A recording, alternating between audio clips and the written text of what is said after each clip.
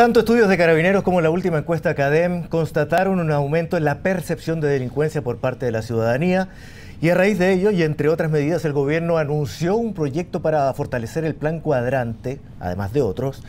Y para conocer detalles recibimos al presidente de la Comisión de Seguridad Ciudadana, el diputado Matías Walker. Diputado, gracias por conversar con nosotros esta mañana. Encantado, gusto saludarlo, Claudio. Sí, estábamos hablando de la percepción de delincuencia, la percepción de inseguridad, pero también viene, por ejemplo, hoy día un reportaje en el Mercurio que habla de cifras de seguridad ciudadana que explican claramente que el delito también ha crecido en distintas comunas de la capital, pero fuera de la capital también, y el grado de violencia especialmente.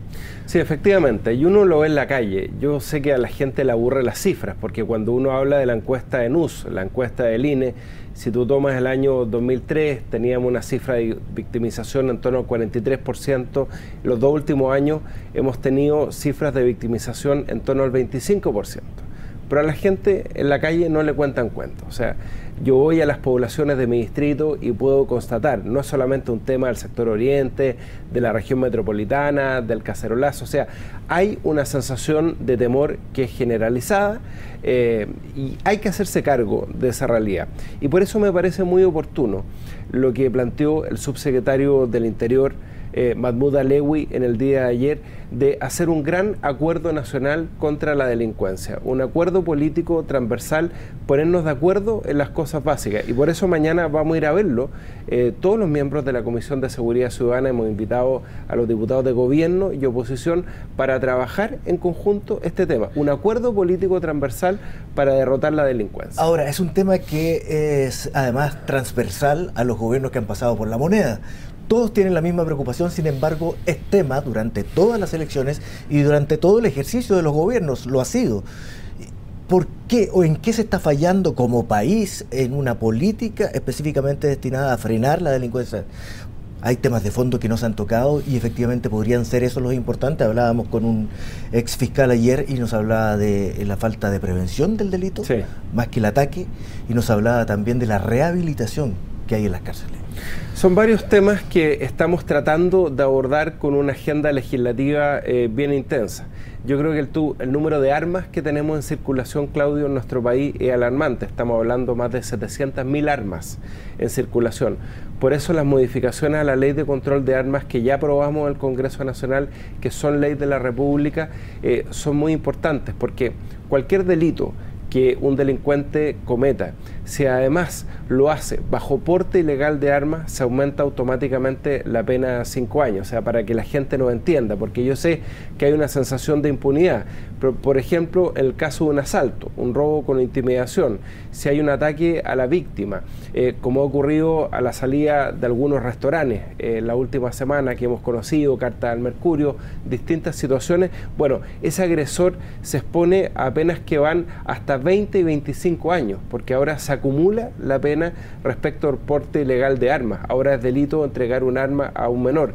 Hemos aumentado el número de fiscales y ayudantes de fiscales, fortalecer el Ministerio Público, para que la gente que nos está escuchando, cuando es víctima de un delito, pueda hacer una denuncia y pueda tener una respuesta oportuna de la Fiscalía. Pero si cada fiscal tiene que investigar 2.000 causas al año, eso es imposible. Acabamos de aprobar, Claudio, en la Comisión de Seguridad Ciudadana, la agenda corta antidelincuencia. ¿Qué significa esto? Personas reincidentes en la comisión de un delito automáticamente van a tener que cumplir pena efectiva privativa de libertad. Pero también está lo otro que tú señalas. Efectivamente, y lo ha dicho la Defensoría Pública, tenemos un hacinamiento carcelario que es alarmante. El porcentaje de reincidencia en la comisión de delitos muchas veces llega al 50% en menos de un año. Entonces, la labor de rehabilitación es fundamental. De hecho, con esta agenda corta antidelincuencia que acabamos de aprobar, inevitablemente va a haber un aumento de la población carcelaria, y por eso en el mismo proyecto de ley estamos generando las condiciones para que el Ministerio de Justicia pueda construir recintos penitenciarios. Y recintos penitenciarios que estén mejor habilitados para poder brindar efectivamente una rehabilitación que prácticamente no existe en el país, de ninguna forma. Bueno, eso es fundamental, sobre todo en el caso del Sename. Ahora se va a crear un servicio independiente de reinserción.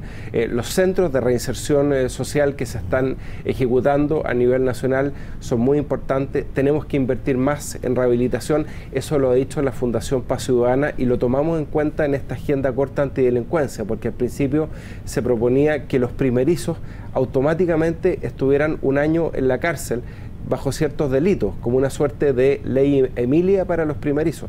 Nosotros, y escuchando a Paz Ciudadana, a la Defensoría Penal Pública, coincidimos que en esos casos es muy importante aplicar penas alternativas que efectivamente rehabiliten, porque la contaminación criminológica es muy compleja y por lo tanto el tema tenemos que enfrentarlo en su integralidad. Nadie puede decir, como lo hizo el presidente Piñera, en 4 años vamos a derrotar la delincuencia. Este es un tema serio que tenemos que enfrentarlo con política a largo plazo. Sí, es muy importante eso porque las cifras respecto a la reacción contra la delincuencia no son muy gratas, porque si usted saca los presupuestos, y voy a aludir nuevamente a este reportaje que viene hoy en el Mercurio, de las municipalidades de Vitacura, de Las Condes, de Providencia y de Santiago incluso, que son los que tienen todo un aparataje de seguridad ciudadana, efectivamente. Sin embargo, el caceroleo se produce en las comunas del barrio alto del Gran Santiago.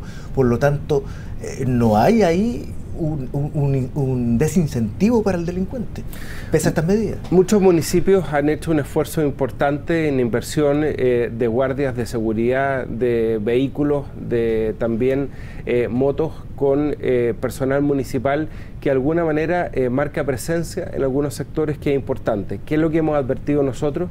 Que falta mayor coordinación entre esos sistemas municipales de vigilancia. Lo conversamos, por ejemplo, con la alcaldesa de Santiago, Carolina Toá, y también con Carabineros y con investigaciones. En general, falta, Claudio, mayor coordinación policial. Por eso esta agenda corta antidelincuencia obliga a las policías a poder compartir los datos. Crea un banco unificado de datos. Por primera vez vamos a tener un registro unificado para la huella genética del ADN de todas las personas que reinciden en la comisión de delitos, lo cual va a facilitar la persecución penal. Hoy día tenemos aproximadamente 180.000 personas con órdenes de aprehensión pendientes. Ahí estamos generando un debate respecto al control de identidad. El gobierno está consciente que tenemos que ampliar la hipótesis para que Carabineros pueda hacer un control preventivo de identidad. ¿Usted está de acuerdo con el control de identidad? Porque se ha caricaturizado también este control de identidad. Sí, ¿no? Es que es bueno que la gente sepa, Claudio, que el control de identidad ya existe en nuestra legislación. Incluso fue incorporado en el primer gobierno de la presidenta Bachelet, artículo 85 del Código Procesal Penal. Hoy día Carabineros puede hacer control de identidad cuando tiene indicios de que se ha cometido o intentado cometer un delito. O en el marco de una manifestación, una persona oculta su rostro, Carabineros puede incluso detenerla si no se identifica y conducirla a una comisaría. El gobierno lo que está proponiendo en esta agenda corta antidelincuencia es ampliar la hipótesis del control de identidad, por ejemplo, en aquellos lugares donde esté más comprometida la seguridad de las personas, en lugares donde existan aglomeraciones, lugares de servicio de transporte, por ejemplo, en los paraderos de buses, en el metro, en distintos lugares donde por sus especiales condiciones hay de alguna manera algún tipo de peligro para la seguridad de las personas. No se trata que Carabineros vaya a la playa en el verano y le pida el control de identidad a cualquier persona. Estamos hablando de un control de identidad que sea eficiente para la persecución criminológica y también para determinar si una persona tiene una orden de aprehensión pendiente, y en eso espero que podamos avanzar ahora en el trámite del proyecto de la Comisión de Constitución. Por lo tanto, de acuerdo a lo que usted me señala, estaría lejos de una detención por sospecha, que es la caricatura que yo le decía que se ha hecho de parte de algunos, incluso diputados, Carol Cariola entre ellas. Claro, lo que pasa es que hubo una indicación que se aprobó en la Comisión de Seguridad Ciudadana, yo no la voté a favor, la voté en contra, que proponía por parte de la diputada Claudia Nogueira un control de identidad amplio sin ningún tipo de restricción. Por eso no solamente es derogar las actuales disposiciones del Código Procesal Penal, sino que es ineficiente, porque tú tienes que focalizar el control de identidad a acciones efectivas para la persecución del delito o para ver si una persona registra órdenes de aprehensión pendientes.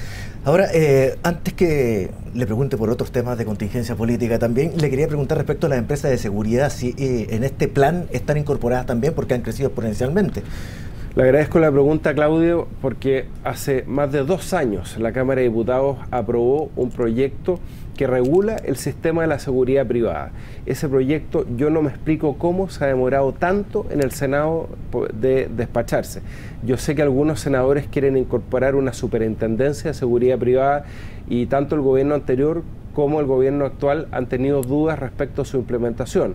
Pero yo creo que se requiere urgentemente aprobar esa ley que lo que hace es regular un mercado de guardias, de vigilantes, de empresas de alarmas de seguridad que es muy lucrativo, pero que está muy poco regulado y que no ha sido suficientemente eficiente para la persecución penal. Así que yo invito al Senado a aprobar ese proyecto de ley que regula el sistema de seguridad privada. Insisto, nosotros lo aprobamos en la Cámara de Diputados hace más de 2 años, y al gobierno a incluir una superintendencia de seguridad privada para regular este mercado que es muy importante. Diputado, le quiero preguntar por contingencia, la democracia cristiana. Otros hablan de los sectores conservadores para no nombrar a la democracia cristiana. Dentro de la misma nueva mayoría está en el centro, porque muchos le atribuyen haberse empoderado del gobierno, sobre todo después de lo señalado por la presidenta Bachelet y su gabinete en cuanto a este freno de mano para lo que se venía haciendo en materia de reforma. ¿Usted siente que está empoderada la DC como liderando la nueva mayoría? Yo creo que sería muy presuntuoso decirlo, el tiempo nos dio la razón, que las reformas había que hacerlas con mucho diálogo, con mucho grado de consenso, con cierta gradualidad. Yo creo que la propia presidenta entiende, y por eso la designación del ministro Valdés como ministro de Hacienda, como jefe económico del gabinete, y por cierto el propio ministro Jorge Burgos como jefe político, que hay que darle una priorización a las reformas, que hay que aterrizarlas. Efectivamente, esta semana nosotros nos reunimos con el ministro Valdés, del PPD, no es de la democracia cristiana, y él ha sido el más conservador en los diagnósticos y respecto a la necesidad de apretarse el cinturón. Ahora, ¿qué es lo que espero yo? Que la gente más pobre, la que más depende del Estado, no pague el pato por este apriete de cinturón. Yo espero que podamos, al igual que a fines del primer gobierno de la presidenta Bachelet, cuando tuvimos una crisis económica muy importante, estaba Andrés Velasco de ministro de Hacienda, poderle asegurar a los sectores vulnerables prestaciones básicas, poder insistir en la agenda, por ejemplo, de construcción de infraestructura de salud, hospitales y consultorios, porque con eso, Claudio, tú estás dando una solución a un problema social que es urgente, que es el tema de la salud, pero también es infraestructura que genera empleo. Pero junto con ello tenemos que acelerar la cartera de inversión en el sector privado, que es lo que está fallando en este momento, y es el sector privado el que genera el mayor porcentaje de empleo en nuestro país. Hay críticas al respecto de todos los sectores. Por ejemplo, en lo de incentivar las inversiones con el sector privado, hay gente que dice que la democracia cristiana se está doblegando frente a las presiones del empresariado. También de parte de la llamada bancada estudiantil, que no se puede dar marcha atrás respecto a la gratuidad absoluta y total. Hay muchas presiones. El senador Quintana señalaba lo del botón de pánico como si hubiese sido una huida por miedo precisamente, quizás al sector empresarial también, o a lo que podría suceder políticamente. ¿Cómo se ven esas críticas dentro de la democracia cristiana? Sí, porque se apunta a los sectores conservadores. Sí, yo pienso, Claudio, que al senador Quintana no se le dan muy bien las metáforas. Cuando habló de la retroexcavadora, yo creo que ha sido la frase más desafortunada que hemos tenido en los últimos 10 años en la política nacional, porque además eso genera división. Eso genera temor, y el lema bajo el cual nosotros ganamos el gobierno es Chile de todos. Nuestro proyecto tiene que ser un proyecto inclusivo, incorporar a la clase media, incorporar a los emprendedores. No ha sido la democracia cristiana la que ha colocado un freno, ha sido la propia presidenta Bachelet la que ha advertido muy bien la situación, que acá tenemos que invertir más en gobernabilidad, en poner orden, en priorizar la reforma, en tener el tema que estábamos hablando, la seguridad ciudadana junto con el crecimiento económico dentro de las prioridades, porque si el país no está ordenado, si el país no crece, es muy difícil que la gente sienta que hay una sensación de gobernabilidad que nos va a permitir implementar las reformas, porque de eso se trata. Si nosotros no podemos crecer, es muy difícil implementar las reformas, así lo ha dicho el ministro Valdés y así lo dijo la presidenta Bachelet bajo el título Todos por Chile, que es la antítesis de la retroexcavadora del senador Quintana. ¿Y usted siente que, a propósito del senador Quintana, toda la nueva mayoría está en esa tesis y la comparte? Yo veo en el Congreso... ¿O hay posibilidades de que esto pueda producir más adelante algunos quiebres más importantes? No, yo veo en general en el Congreso mucha conciencia de que tenemos que ordenar la agenda, que tenemos que dar una señal clara en materia de seguridad ciudadana, que tenemos que generar confianza en todos los actores económicos, y eso no significa que nosotros vayamos a frenar, por ejemplo, la reforma laboral, que nosotros la aprobamos en la Cámara de Diputados, que creemos que es muy importante para modernizar las relaciones laborales. Hoy día los empleadores con los trabajadores tienen muy poco espacio para ponerse de acuerdo, por ejemplo, en cómo adecuar la jornada de trabajo a las circunstancias especiales de cada sector productivo.